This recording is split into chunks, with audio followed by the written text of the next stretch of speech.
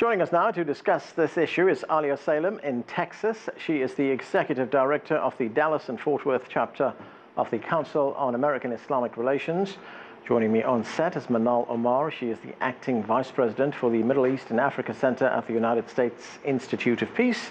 And Jeffrey Nathan, a constitutional and criminal lawyer, joins us from Boston. Thanks to all of you for joining us. Alia, let me start with you in Texas. The woman behind the event in Garland, Texas, Pamela Geller, is very well known. Her views are very well known. Some might say that they're very notoriously known. But she says what she was doing was that she was defending freedom of speech. To which you would say, what? I would say that she's not a freedom of speech activist.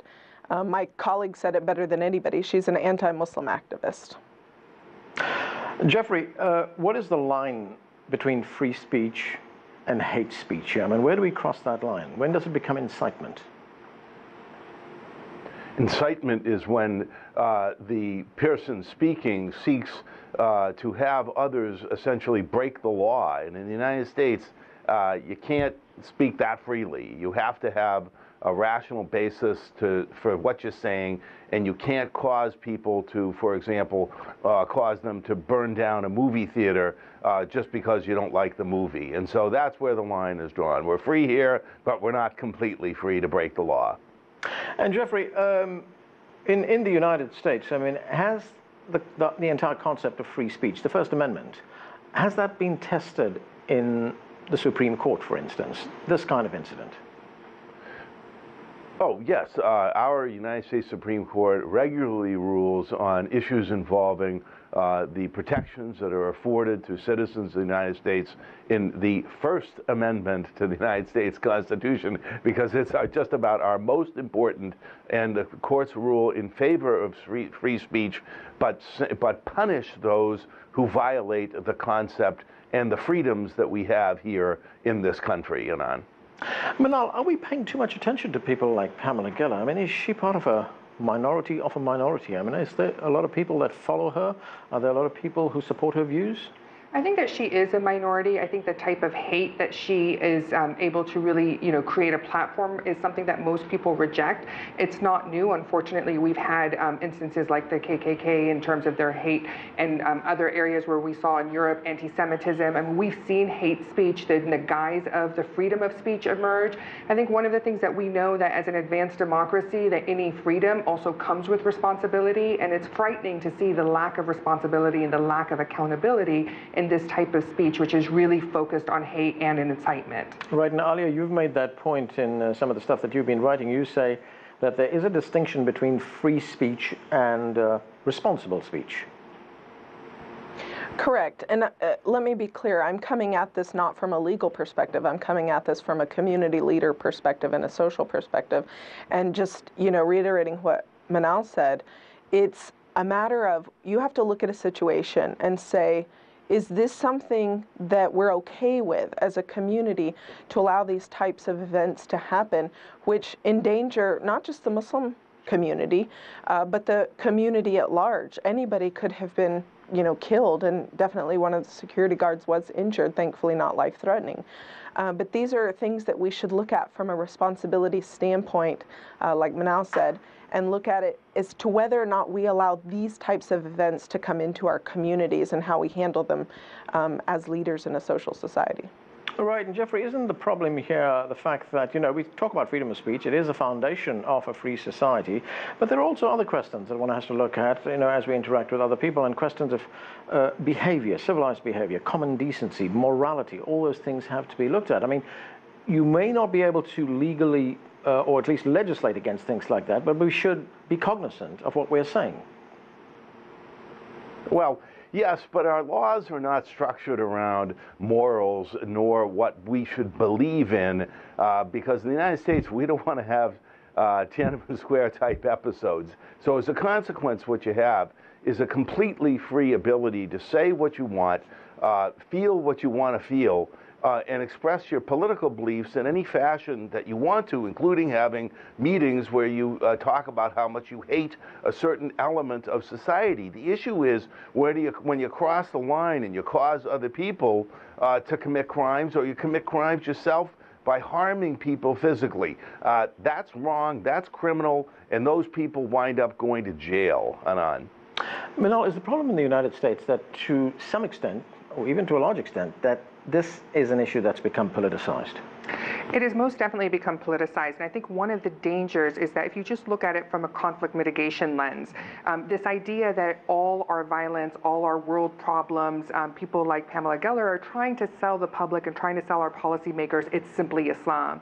And what we've seen is that when you identify in any context one driver of conflict, the temptation is to think that there's one simple solution: get rid of Islam, reform Islam. And I think that's a very dangerous lens, not only from the freedom of speech and the hate speech kind of blurred lines, but also from a conflict mitigation lens. It takes away the importance of understanding political grievances, socioeconomic issues, structural violence. I mean, we know that conflict is never that simple, and I think that it's very misleading to the public, and it really takes away any ability for our policymakers to make good policy decisions because we're being fed this lie that there's only one driver, and that driver of conflict is Islam. Right, and Alia, when we look at this event that took place in Texas that we've been talking about, I mean, the keynote speaker was Geert Wilders, who is a Dutch politician. He's also very well known. He was charged in the Netherlands for incitement to hatred and discrimination. He was acquitted on those charges. But what does it tell you when we have someone like him as a keynote speaker at an event like this?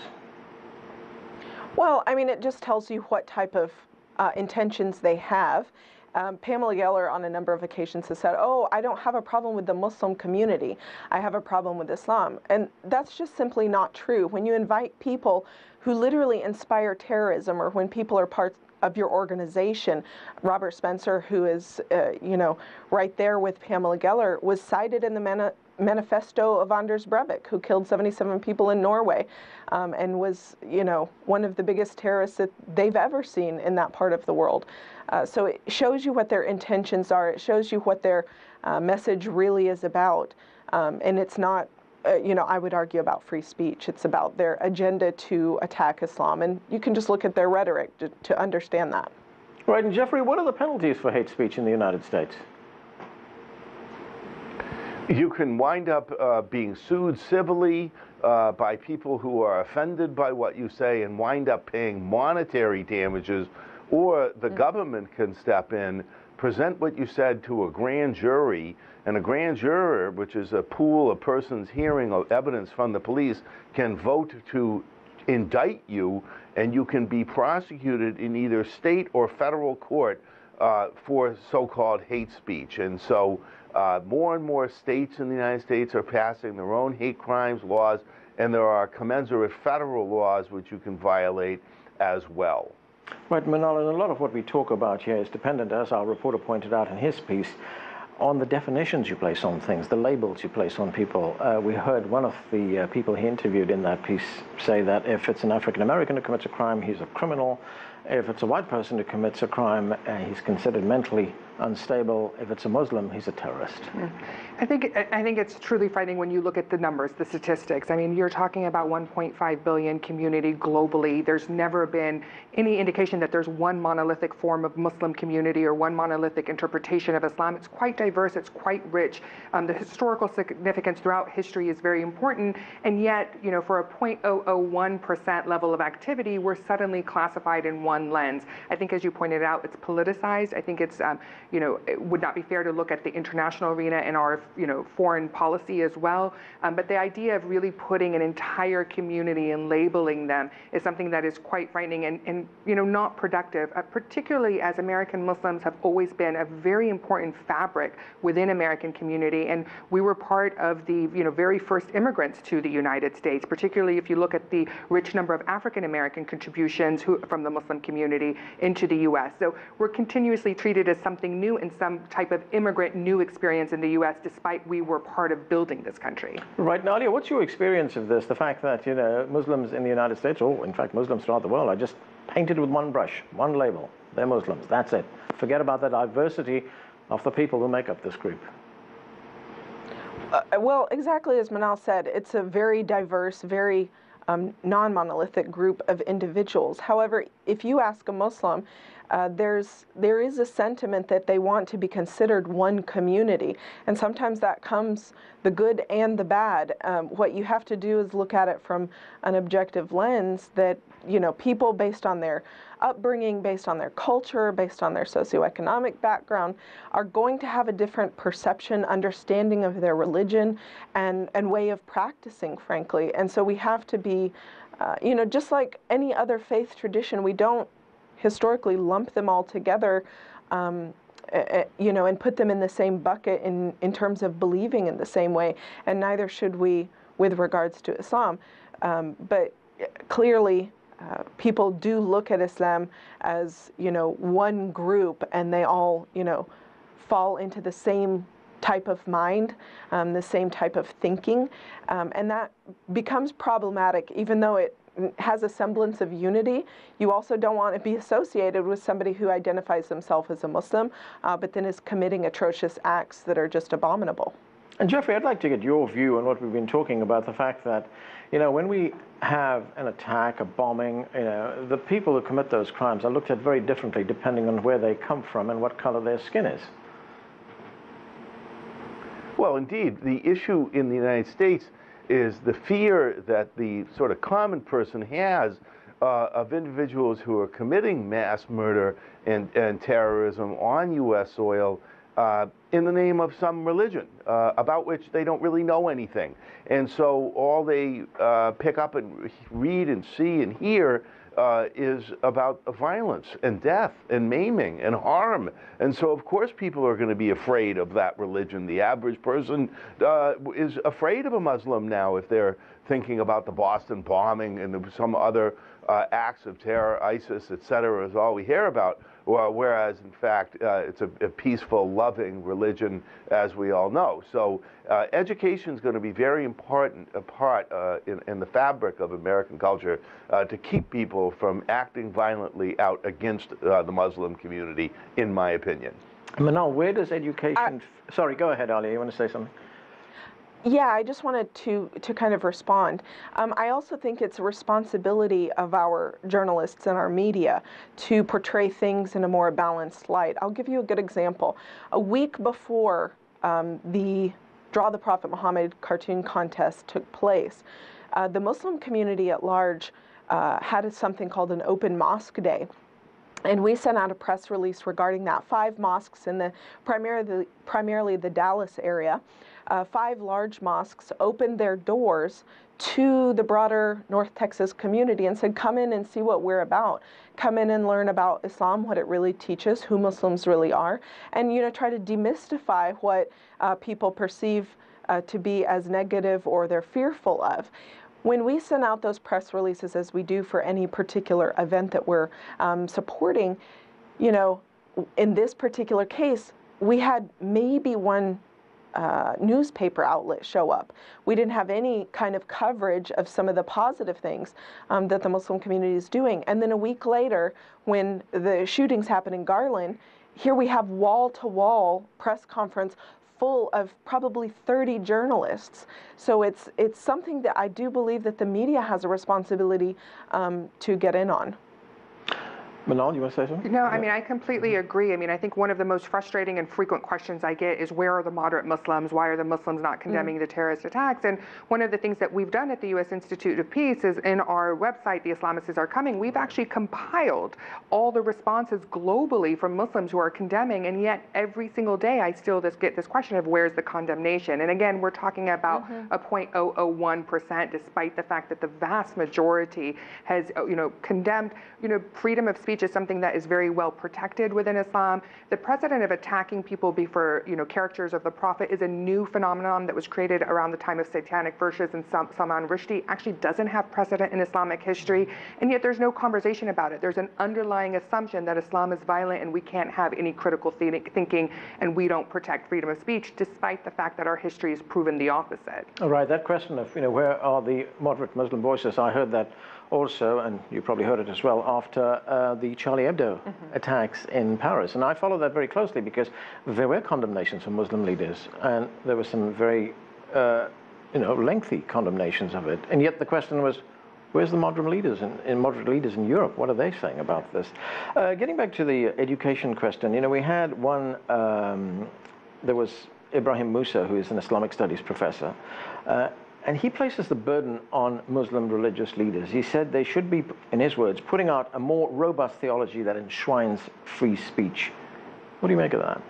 I think that it's very unfortunate. I think it's a little bit tempting. Often throughout history, and again, if we look at a conflict lens, there's a temptation to blame the victims, to blame the targeted group, to assume responsibility. As I mentioned, if you look at the website The Islamicists Are Coming, you see very clearly a large number of people who not only condemned, but within the religious theology, there is, very strong precedence for freedom of speech and for other activities.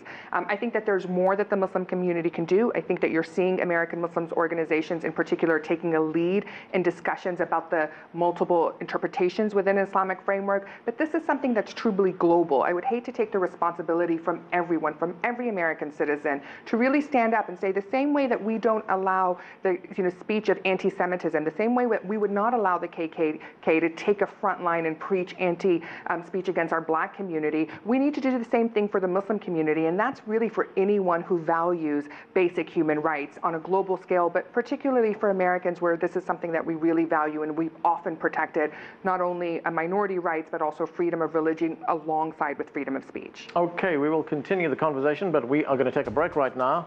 We'll continue that discussion in a few minutes. Stay with us. You're watching The Heat.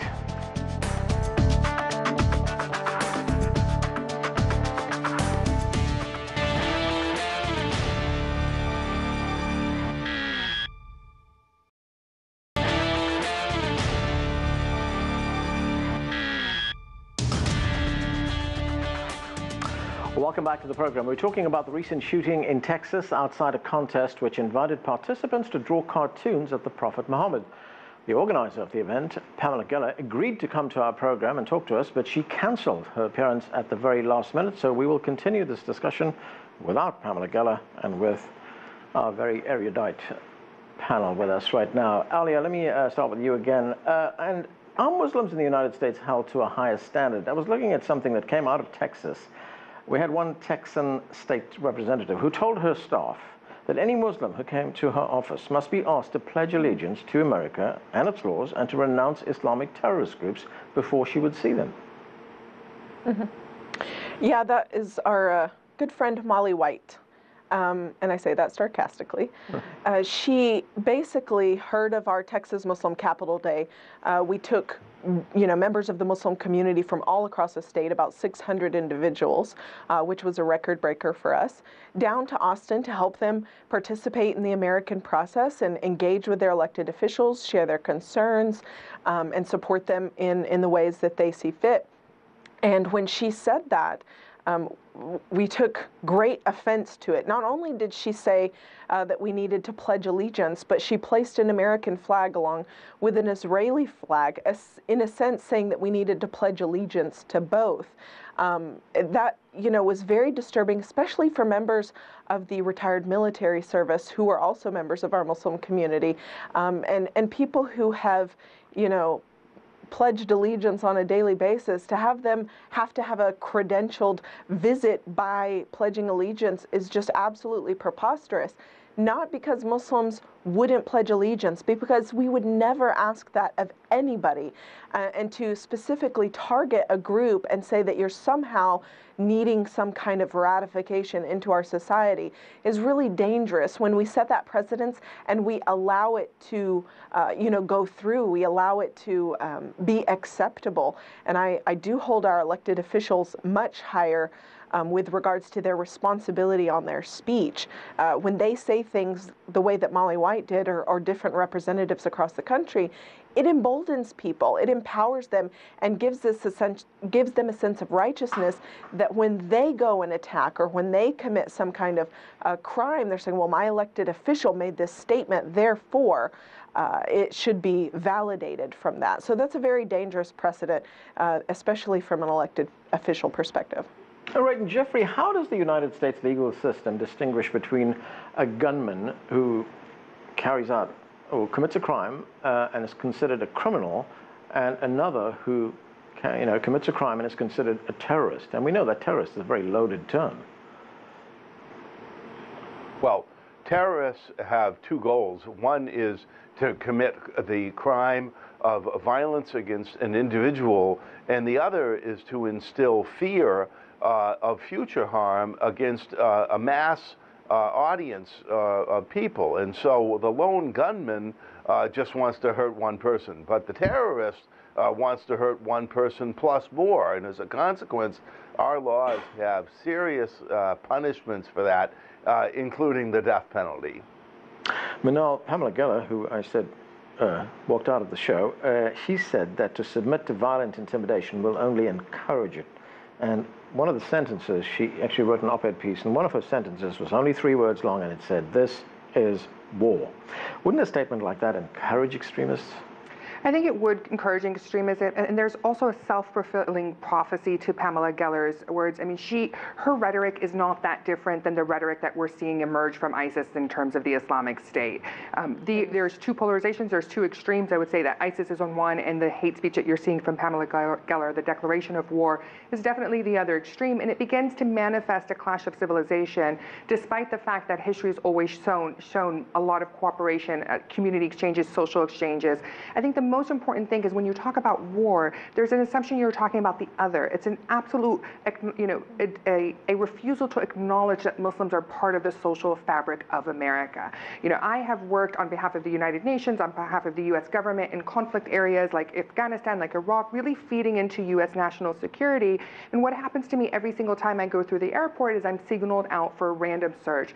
This message is fed by the fear that Pamela Geller's hate speech gives, and it confirms this idea that no matter what we do, no matter how much we serve, we're not seen as part of the social fabric. And again, I think it's important for every American to take responsibility and to recognize the importance of the American Muslim contribution throughout America's history. Manal Omar, Alia Salem, Jeffrey Nathan, thanks to all of you for joining us. That's all we have time for, but the conversation continues online. Join us on CCTV America's Facebook page to comment on this or any other show, or chat with us on Twitter at CCTV America. I'm Arnold Naidu in Washington, D.C. Thanks for being with us.